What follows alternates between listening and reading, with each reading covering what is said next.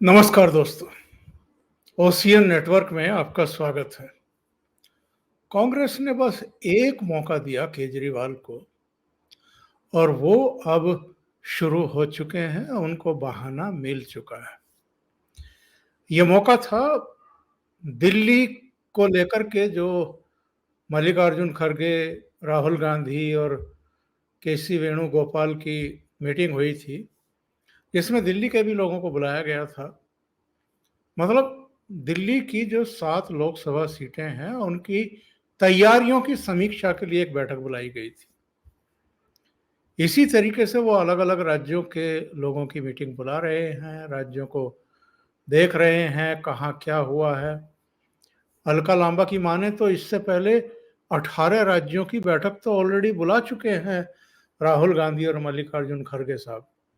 तो आप देखिए कितनी अ, भयंकर तरीके से तैयारियां हैं उनकी पूरे देश में चुनाव लड़ने की, और शायद 2014 और 2019 रिपीट करने की भी। बहरहाल उस मीटिंग के बाद अलका लांबा ने ही जो कहा था, उसी का रिएक्शन है कि अरविंद केजरीवाल मध्य प्रदेश के सतना में हो आए और छत्तीसगढ़ के रायपुर में हो आए, और इन दोनों जगह पर कार्यकर्ताओं की बैठक को संबोधित करते हुए उन्होंने तो साफ-साफ कह दिया कि अगर इस चीज़ की गारंटी लेनी है, उस चीज़ की गारंटी लेनी है, जैसे वो कहते हैं कि रोज़गार की गारंटी हम देंगे,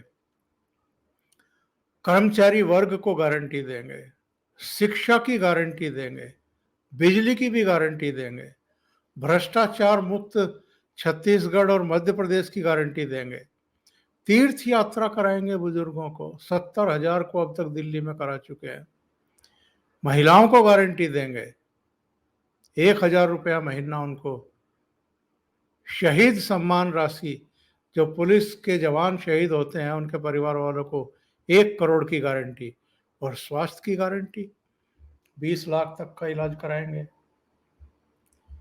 अरविंद केजरीवाल, आज 21 अगस्त है, ठीक 9 दिन बाद, 10 दिन बाद 31 अगस्त हो, ये जो डॉट गठबंधन वालों की मुंबई में बैठक है वो होने जा रही है 31 अगस्त और 1 सितंबर को। लेकिन अरविंद केजरीवाल उस बैठक का इंतजार करने को तैयार नहीं है। 10 दिन दूर ही तो बैठक थी, 11 दिन दूर तो बैठक थी, उसका इंतजार कर सकते थे, लेकिन इंतजार नहीं किया। और दिलचस्प बात यह है कि छत्तीसगढ़ और मध्य प्रदेश, जहां उन्होंने कार्यकर्ताओं के सम्मेलन करके आम आदमी पार्टी का चुनावी बिगुल फूंक दिया है, वहां दिसंबर में जाकर के चुनाव है। अभी अगस्त है, सितंबर, अक्टूबर, नवंबर, दिसंबर, 4 महीने, 3 महीने तो हैं ही, लेकिन 10 दिन का इंतजार नहीं किया और एक तरीके से कांग्रेस को चुनौती दे डाली। आपको याद होगा सौरभ भारद्वाज ने क्या कहा था एक प्रेस कॉन्फ्रेंस में। उन्होंने कहा था जी कि अगर कांग्रेस पार्टी दिल्ली और पंजाब की तरफ ना देखे लोकसभा चुनाव में, तो हम भी विधानसभा चुनाव में राजस्थान और मध्य प्रदेश की तरफ नहीं देखेंगे। यानी एक प्रेशर बिल्डअप करने की कोशिश कांग्रेस के ऊपर।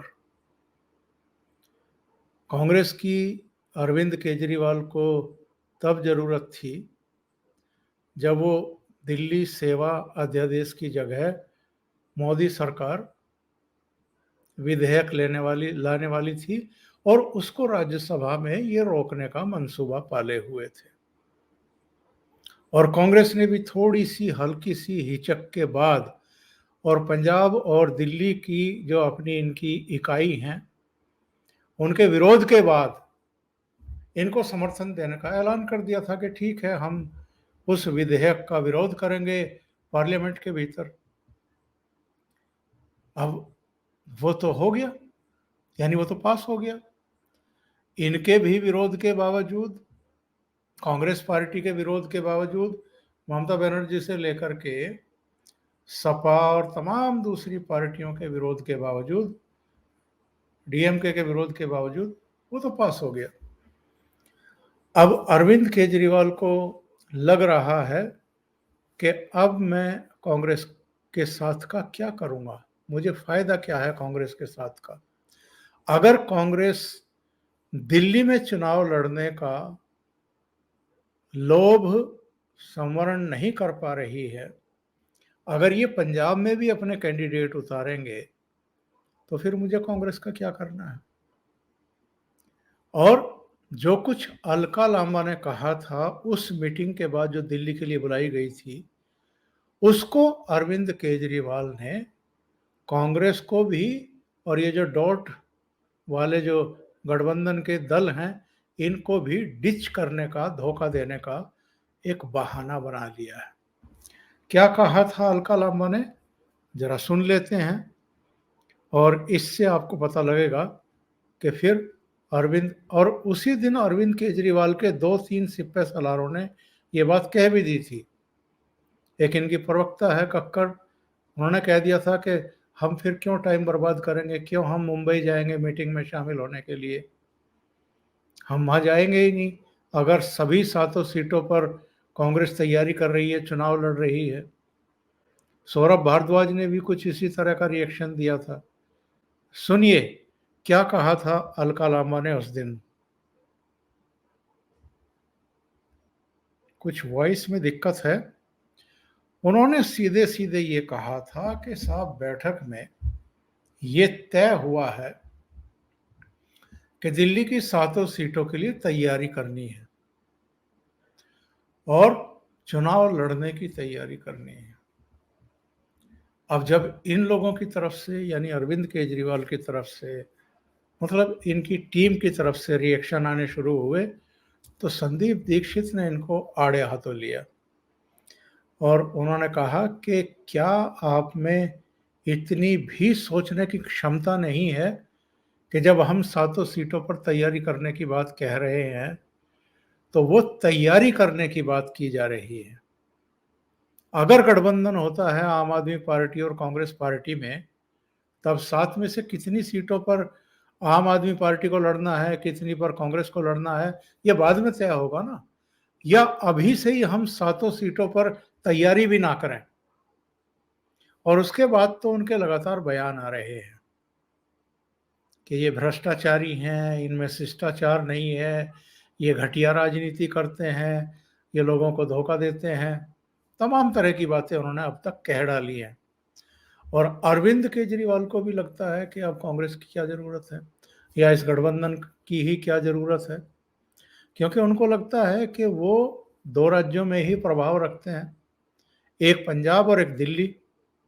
और चाहे ममता बनर्जी हो, चाहे डीएमके हो या शिवसेना हो या एनसीपी हो, जितने ये बाकी के दल हैं, समाजवादी पार्टी ही क्यों ना हो, दूसरे जितने दल हैं सहयोगी संगठन, उनका दिल्ली की राजनीति से या दिल्ली में उनकी संभावनाओं को लेकर के या उनका प्रभाव या पंजाब में उनका कोई प्रभाव, वो तो शून्य है।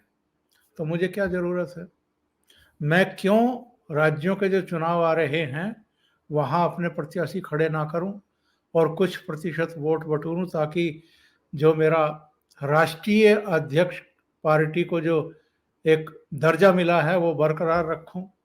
तो अरविंद केजरीवाल केवल कांग्रेस को नहीं, सारे विपक्षी दलों को जो मोदी विरोध के नाम पर बेंगलुरु में इकट्ठा हुए हैं और वो डॉट डॉट डॉट करके जो है उन्होंने नाम रखा है, उसको भी धोखा देने वाले हैं। बस देखने वाली बात इतनी सी है कि मुंबई की बैठक से पहले धोखा देंगे या बाद में धोखा देंगे। बहुत सारे लोगों का तो ये कहना है कि ये इस गलतफहमी का शिकार हैं कि इनको संयोजक बनाया जा सकता है। अगर इनको संयोजक बना दिया तो ये कहीं नहीं जाएंगे, बने रहेंगे चुनाव तक। और जिसकी संभावना ज़्यादा है, संयोजक नहीं बनाया जाएगा। तो ऐसी सूरत में ये मुंबई बैठक से पहले भी कन्नी काट सकते हैं और मुंबई बैठक के बाद तो बिल्कुल तय है। फिर इनको कोई रोक नहीं पाएगा, क्योंकि प्रधानमंत्री बनने की गलतफहमी अकेले अरविंद केजरीवाल को नहीं है। अभी लोकसभा में इनका एक मेंबर ऑफ पार्लियामेंट है जालंधर से जो उपचुनाव हुआ था, और प्रधानमंत्री बनना है इनको। इसी तरीके की गलतफहमी ममता बनर्जी को भी है। राहुल गांधी को तो सतत है, वो तो हर लोकसभा चुनाव में घोड़ी चढ़ते हैं और फिर उतरना पड़ता है उनको। ममता बनर्जी को लगता है कि वहां की अधिकांश सीटें ये जीत जाएंगी पश्चिम बंगाल की, और इनकी तगड़ी दावेदारी होगी। तो ये तो बाद की बात है। दावेदारी तो तब करोगे जब भारतीय जनता पार्टी को कहीं हार मिलती हुई दिखाई दे रही हो, या नरेंद्र मोदी के खिलाफ किसी तरह की कोई एंटी इनकम्बेंसी हो। उनके खिलाफ तो कोई नाराजगी है नहीं मतदाताओं में। और हाल में जितने भी सर्वे आए हैं उनमें भी यही शो हो रहा है कि एब्सोल्यूट मेजोरिटी तीसरी बार भी नरेंद्र मोदी के नेतृत्व में भारतीय जनता पार्टी और एनडीए को मिलने जा रही है। तो बहुत सारे कारण हैं जिनके चलते ऐसा लगता है कि अरविंद केजरीवाल अब इस गठबंधन को गले में डाल करके नहीं घूमने वाले हैं। दोनों दलों के नेताओं के बीच में बयानबाजी तीखी हो चली है।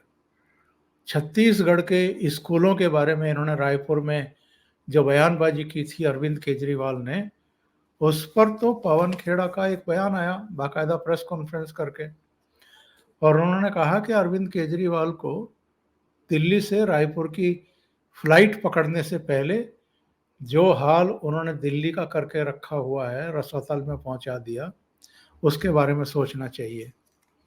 इसी तरीके से फिर हरीश खुराना का एक बयान आ गया। उन्होंने कहा कि ये हाल है वो डोट गठबंधन के सहयोगी दलों का, एक दूसरे से ही भिड़े पड़े हैं, एक दूसरे से ही सींग उलझाए हुए हैं।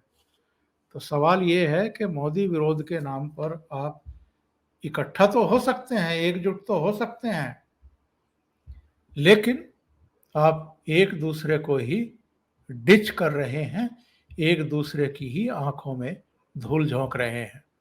तो सबकी निगाह इस पर रहेगी, अरविंद केजरीवाल मुंबई बैठक से पहले बाहर होते हैं इस गठबंधन से या इसके बाद। अभी के लिए इतना ही। बहुत बहुत धन्यवाद। अगर आपको ये चैनल और इसके कंटेंट पसंद आ रहे हैं तो लाइक करें, कमेंट करें, वीडियो को शेयर भी करें। अभी तक अगर आपने ये चैनल सब्सक्राइब नहीं किया है तो सब्सक्राइब कर लें, और साथ में लगे बेल आइकॉन को दबाना ना भूलें, ताकि आगे आने वाले वीडियो और उनके नोटिफिकेशन आप तक पहुंचते रहें। बहुत बहुत धन्यवाद। नमस्कार।